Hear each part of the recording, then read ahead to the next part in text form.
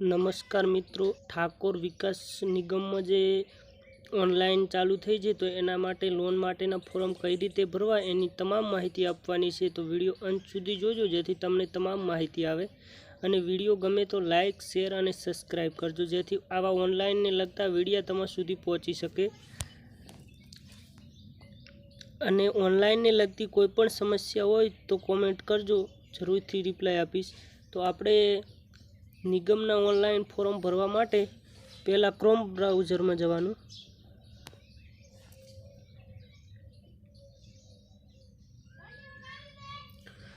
Chrome browser नी अंदर search करवानुं छे ठाकोर विकास निगम। आ रीतनु टाइप करी सर्च करवानुं। ए सर्च करशो एटले आ टाइपनो इंटरफेस आवशे। आनी अंदर पहला नंबरनी वेबसाइट छे एना उपर क्लिक करवानुं।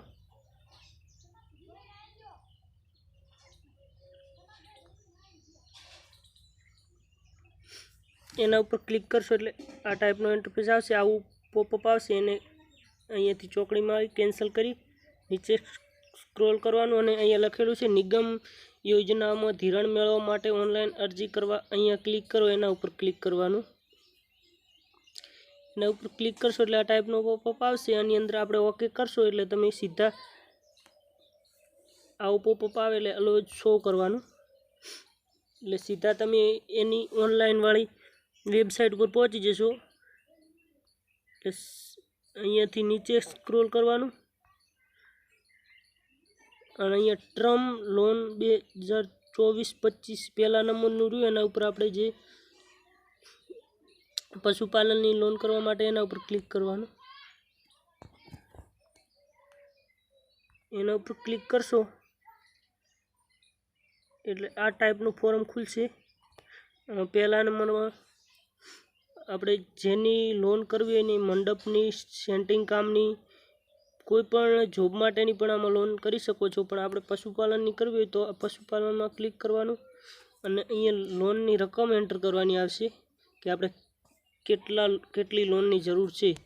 તો અંદાજિત આપણે 2 લાખ ઉપરની એન્ટર કરી દેવાની।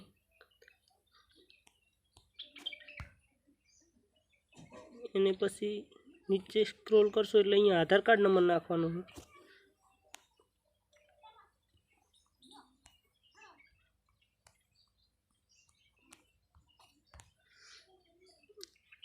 અને અહીંયા રેશન કાર્ડ નંબર નાખવાનો।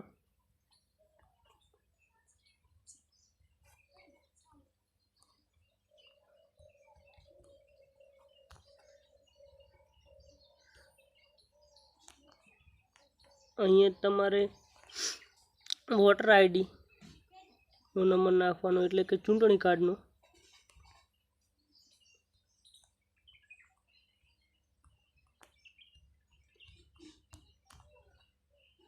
અને અહીંયા આધાર કાર્ડ મુજબ નામ નાખવાનું।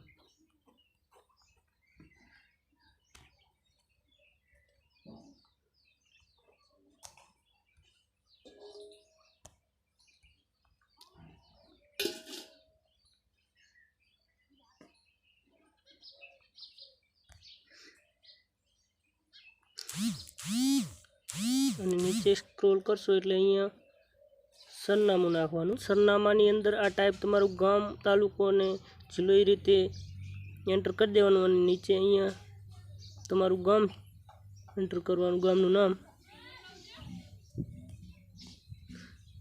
એની નીચે જિલ્લો સિલેક્ટ કરવાનો થશે, તમારો જિલ્લો સિલેક્ટ કરી લેવાનો। એનાથી નીચે સ્ક્રોલ કરવાનું એટલે અહીંયા તાલુકો સિલેક્ટ કરવાનો થશે અને અહીંયા પિન કોડ તમારો એન્ટર કરવાનો થશે। અહીંયા જન્મ તારીખ,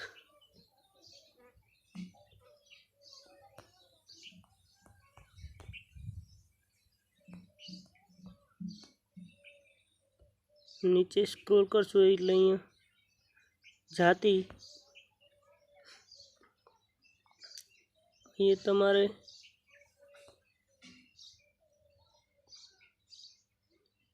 जाति सिलेक्ट करवानी, पेटा जाति सिलेक्ट करवानी थशे એટલે અહીંયા આપણે ઠાકોર હિન્દુ સિલેક્ટ કરી દેવાનું। આની અંદર તમારો મોબાઈલ નંબર જે કાયમી ચાલુ રહેતો હોય એ એન્ટર કરી દેવાનો. એની નીચે તમારે ઈમેલ આઈડી એન્ટર કરવાની. પછી અહીંયા તમને સ્ત્રી પુરુષનું બતાવશે, એમાં આપણે પુરુષ કરી દેવાનું, સ્ત્રી તો સ્ત્રી કરી દેવાનું, પરણિત હોય તો પરણિત કરવાનો, પરણિત હોય તો પરણિત, વિધવામાં ન કરવાનું, દિવ્યાંગ હોય તો યસ કરવાનું. તો અહીંયા એમાં ટકાવારી બતાવવી પડશે, અને ના હોય તો નોમાં ક્લિક કરી દેવાનું, રાઉન્ડ વાળું રહેવાનું. બીપીએલનું કાર્ડ, બીપીએલનું તમે જો રેશન કાર્ડ ધરાવતા હોય તો યસ કરવાનું, તો એનો નંબર આપવાનો થશે, અને જો ના ધરાવતા હોય તો નો ઉપર ક્લિક કરવાનું. અહીંયા કુટુંબની આવક એન્ટર કરવાની થશે. એટલે આમાં ઉપર લખેલું છે કે અરજદારના કુટુંબની કુલ વાર્ષિક આવક મર્યાદા 3 લાખથી ઓછી હોવી, 3 લાખ હોવી જોઈએ. એટલે મતલબ એનાથી ઓછી હોવી જોઈએ, એનાથી વધારે ના હોવી જોઈએ. તો અહીં અંદાજિત આપણે નાખી દેવાની 3 લાખની અંદર.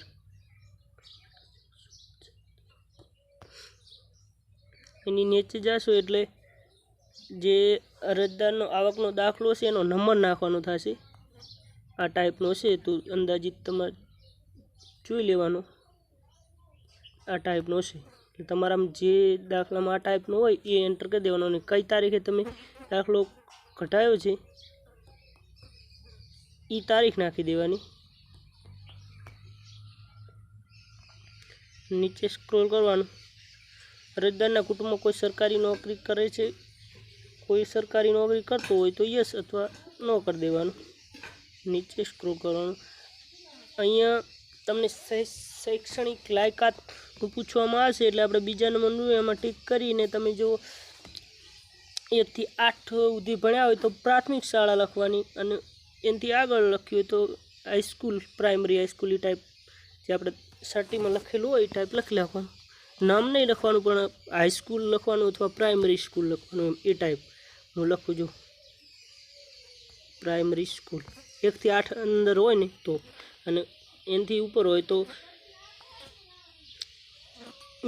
ઉચ્ચતર માધ્યમિક સ્તર એવું કંઈક લખવાનું આવે છે, એ ટાઈપ લખી નાખવાનું. એને નીચે સ્ક્રોલ કરો. અરજદારે નિગમમાં કોઈ અન્ય સરકારી બેંકમાં કોઈ લોન ચાલતી હોય તો યસ કરવાનું, ના ચાલતી હોય તો ન કરી દેવાનું. નીચે સ્ક્રોલ કરવાનું. અહીંયા તમારો એકાઉન્ટ નંબર નાખવાનો.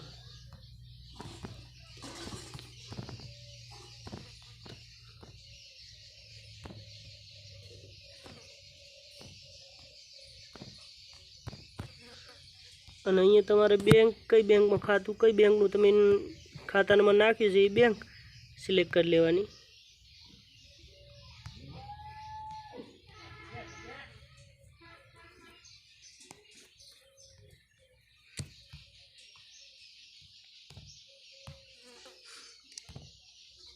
અને એ બેંક કયા એરિયામાં છે એ એરિયાનું લખી નાખવાનું. ધારો કે આપણે નજીક સિટી પડતી હોય, એ સિટીમાં આપણે ખાતું હોય, જે બેંકની જે સિટીની બેંક હોય એ બેંકમાં ખાતું હોય એ સિટીનું નામ નાખી દેવાનું હોય.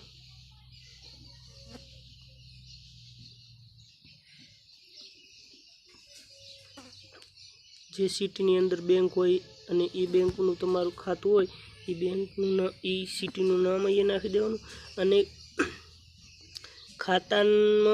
ખાતાની ચોપડીની અંદર જોઈ અને નામ નાખવાનું હોય એ જ રીતે.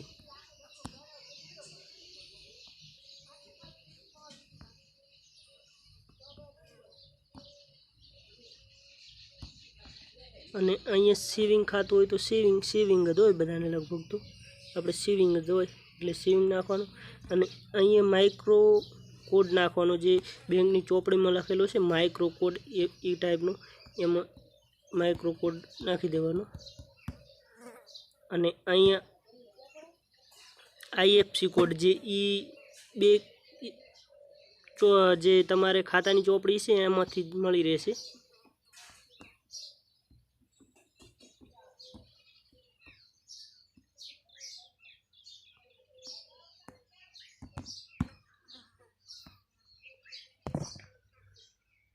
એ બધું એન્ટર થાય એટલે એક વખત ફરીથી તમારે આ ટાઈપ ઉપર સ્ક્રોલ કરી અને આમ ચેક કરી લેવાનું કે કોઈ આપણે ભૂલતા નહીં, કોઈ મિસ્ટેક નહીં. આ રીતે તમામ ચેક કરી ધીરે ધીરે જોઈ ચેક કરી અને પછી આ કેપ્ચા એન્ટર કરવાના.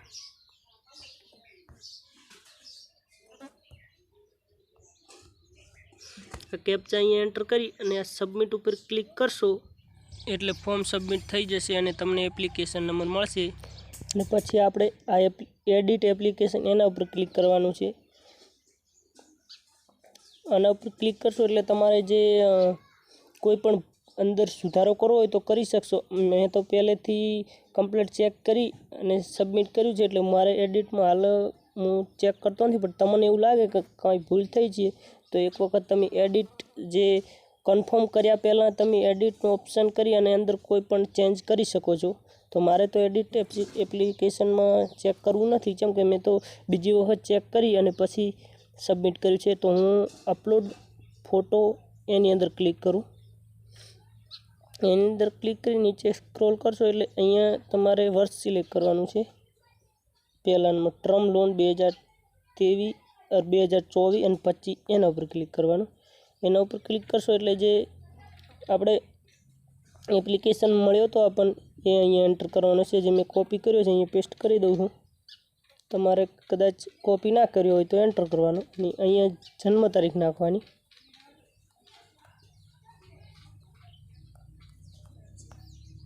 અને આ કેપ્ચા અહીંયા એન્ટર કરી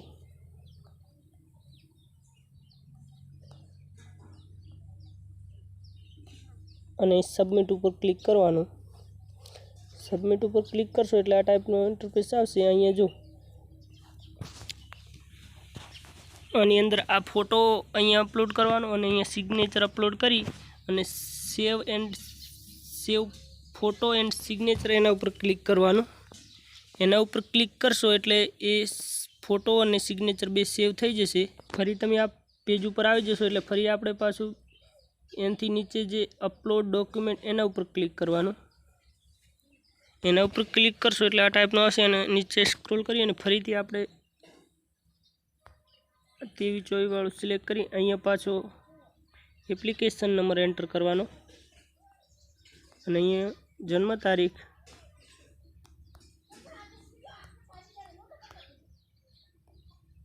આની અંદર કેપ્ચા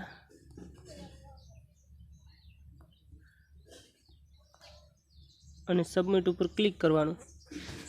સબમિટ ઉપર ક્લિક કરશો એટલે આ ટાઈપનું બતાવશે. આમાં પહેલા નંબરમાં જ્ઞાતિનો દાખલો એટલે કે જાતિનો દાખલો અપલોડ કરવાનો. બીજા નંબરમાં વાર્ષિકનો દાખલો એટલે આપણે આવકનો દાખલો અપલોડ કરવાનો. શાળાનું પ્રમાણપત્ર અપલોડ કરવાનું. પછી આધાર કાર્ડ અપલોડ કરવાનું. પછી બારકોડ રેશન કાર્ડ અપલોડ કરવાનું.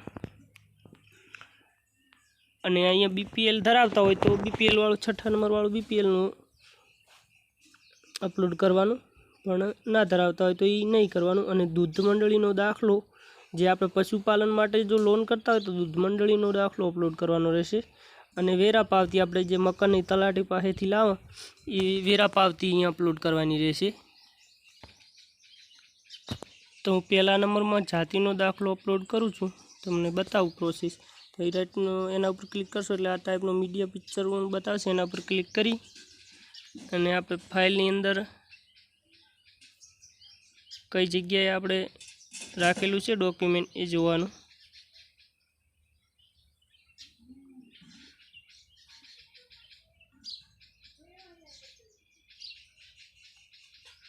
તો જ્યાં આપણે એનો ફોટો અથવા પીડીએફ રાખેલી હોય એના ઉપર ક્લિક કરશો એટલે અહીંયા અપલોડ થઈ જશે. તો આ રીતે એક પછી એક આપણે અપલોડ કરવાના છે. તો હું બીજા અપલોડ કરી લઉં. આ રીતે બધા સરખી રીતે અપલોડ કરી કમ્પ્લીટ ચેક કરી અને પછી સેવ ઉપર ક્લિક કરવાનું.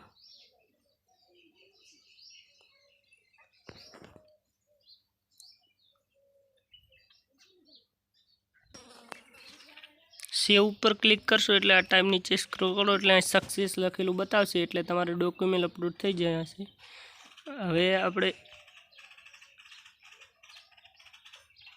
કન્ફર્મ એપ્લિકેશન એના ઉપર ક્લિક કરવાનું. એના ઉપર ક્લિક કરશો એટલે અહીંયા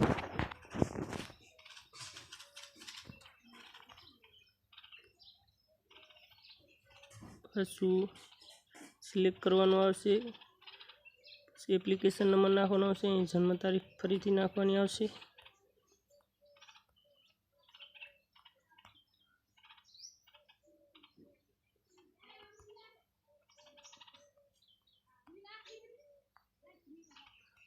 અને સબમિટ ઉપર ક્લિક કરવાનું. સબમિટ ઉપર ક્લિક કર્યા પછી નીચે સ્ક્રોલ કરવાનું, એટલે આ ટાઈપનું તમારું તમામ માહિતી બતાવશે. એ તમારે સરખી રીતે ચેક કરી લેવાની શાંતિથી. આમાં તમારે કદાચ કોઈ ડોક્યુમેન્ટ ચેક કરવું હોય તો આ વ્યૂની અંદર ક્લિક કરીને તમે ચેક કરી શકો છો.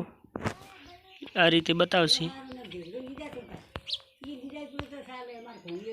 પાછું બેક આવી જવાનું, અને આ રીતે બધું ચેક કર્યા પછી કન્ફર્મ એપ્લિકેશન એના ઉપર ક્લિક કરવાનું. એના ઉપર ક્લિક કરશો એટલે આ ટાઈપનું લખેલું બતાવશે. કન્ફર્મ કર્યા બાદ માહિતી બદલાશે નહીં, એ ટાઈપનું છે. એટલે તમે કન્ફર્મ કર્યા પછી કોઈ પણ માહિતી બદલી શકશો નહીં, એટલે તમારે કમ્પ્લીટ ચેક કરીને પછી કન્ફર્મ કરવાનું. મેં ચેક કરી લીધી છે એટલે હું ઓકે કરું છું. ઓકે કરશો એટલે આ ટાઈપનું બતાવશે. અહીંયા નીચે સ્ક્રોલ કરશો એટલે અહીંયા બતાવશે કે એપ્લિકેશન ફોર્મ થઈ જશે, અને તમારું એપ્લિકેશન અહીંયા બતાવશે. એટલે એની પ્રિન્ટ કરવા માટે અહીંયા ક્લિક કરો, એના ઉપર ક્લિક કરવાનું. એના ઉપર ક્લિક કરશો એટલે આ ટાઈપનો ઇન્ટરફેસ બતાવશે, અને નીચે સ્ક્રોલ કરવાનું. નીચે સ્ક્રોલ કરશો એટલે અહીંયા પ્રિન્ટ એવું લખેલું આવશે, એના ઉપર ક્લિક કરવાનું.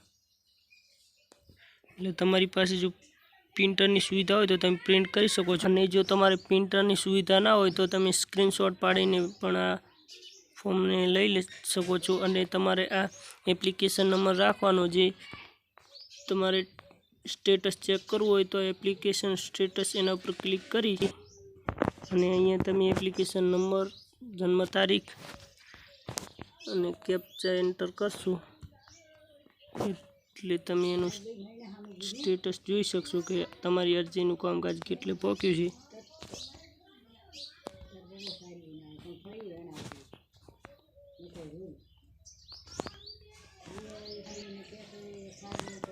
સબમિટ ઉપર ક્લિક કરવા એટલે તમને એપ્લિકેશન સ્ટેટસ બતાવશે, અને આપણે નિગમની લોનમાં આ રીતે એપ્લાય કરી શકીએ છીએ.